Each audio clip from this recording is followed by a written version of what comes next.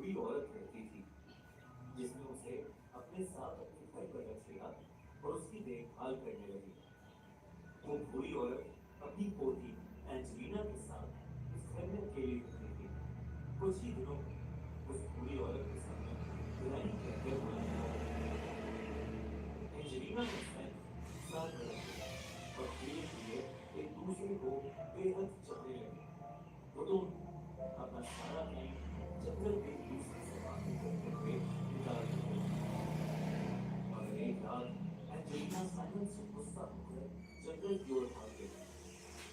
Simon के बहुत कूदने के बाद वो जंगल में एक जगह जख्मी हालत में बेहोश पड़ी मिली। साइमन उसे घर ले आया और ग्रैनी ने उसके जख्मों पर दवाई लगाई। जब एंजेलिना को होश आया तब उसने बताया कि काली भेड़िए ने उस पर हमला कर दिया था।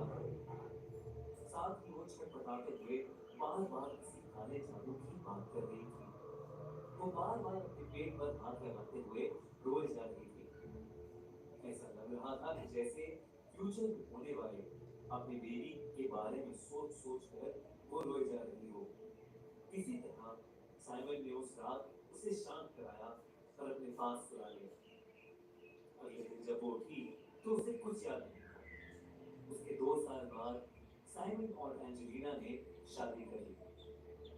उनकी एक बेटी हुई जिसका नाम उन्होंने स्लेंडरीना रखा। वो दोनों अब पास के एक दूसरे घर में शिफ्ट हो गए थे। स्लेंडरीना जब 14 साल की हुई तो उसके साथ अजीबो गरीब चीजें होने लगी। उसे बार बार एक काला साया दिखता, तो कई भयानक आवाजें सुनाई देती। एक बार साइमन उस घर में जो भी था उसे देख के उसे रोक के खड़े कर दिया। उसकी पत्नी एंजेलिना और बेटी सेरेनिना दोनों मुर्दा हालत में वहां खड़े हुए थे। उन्हें देखकर साइमन पूरी तरह से डर गया और उसने अपनी जान ले ली। पर साइमन को क्या पता था कि उसकी पत्नी और उसकी बेटी उसके साथ मजाक कर रहे थे। पर साइमन ने वो सब सच मानकर आत्महत्या कर ली थी। एंजेलिना और सेरेनिना के देखकर शॉक हो गए। और ये काला साया साइमन की रात में समा गया। इससे पहले कि उसको पता चला, उन्हें अजीब सा खाने वाला एक आदमी दिखा।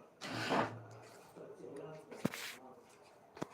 उसे देखकर एंजेलिना और सेरेनिना दोनों ही बहुत ज्यादा घबरा गए। साइमन ने उन दोनों को उसके साथ चलने के लिए कहा, लेकिन एंजेलिना ने अपनी बेटी सेरेनिना को कहीं बहुत दूर भाग जाने के लिए बोला। साइमन को तब तक बात पता चली कब तक सेरेनिना कहीं दूर चली गई। साइमन को इसी खबर एंजेलिना के वहां से अपनी खौफनाक बातें सुनाई दी। तब से लेकर आज तक वो अपनी 14 साल की बेटी सेरेनिना की तलाश में ढूंढता रहता है। और तब से वो साइमन स्लेंडरमैन नाम से मशहूर हो गया। अगर आपको ये कहानी अच्छी लगी तो हमारा चैनल पूरी मंडे अभी सब्सक्राइब कीजिए और जल्दी जल्दी ज्वाइन कीजिए सारे, जल्दी जल्दी से ज्वाइन कीजिए।